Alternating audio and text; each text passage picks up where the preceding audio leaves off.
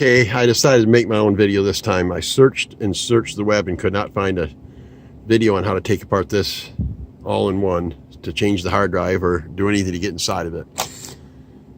Looking at some of the things I've read from other people, they kept saying there are screws underneath the CD drawer.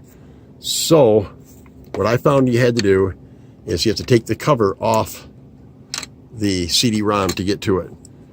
Most of you know you just take something to point with, you shove it in this hole right here, and then it'll pop the CD drawer out.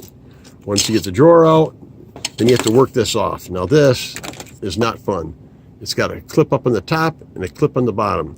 What I found is if I push something underneath this clip, I was able to get that side loose. Then I just wiggled this side until the back end came off. And then once that was off, I pushed the drawer back in and had access to the holes, which were here, here, and then two screws holding the actual cover on here and here too. Once I did that, then I had to take a card, wedge myself all the way around to get the back plate off. And it was just a matter of getting a card underneath here. Let me see if I can get enough light on this. There is an actual starting point, and it is right there, that little notch. Let me see if I can put the light here, point to it right there. That's on what, the first, second, third button over the little notch is where I use a screwdriver to start it.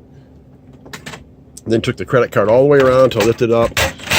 Then took the base plate off. The base plate comes off with a hand screw, little thing, you spin it right there, take the base plate off.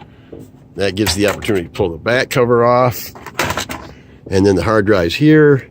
So far I've gotten one screw off the hard drive right here. And then underneath the speakers, which are right here, I pull that back a little bit and you can see the two black screw there. And I think, yep, there's one more up at the top right there, which I can't get in focus.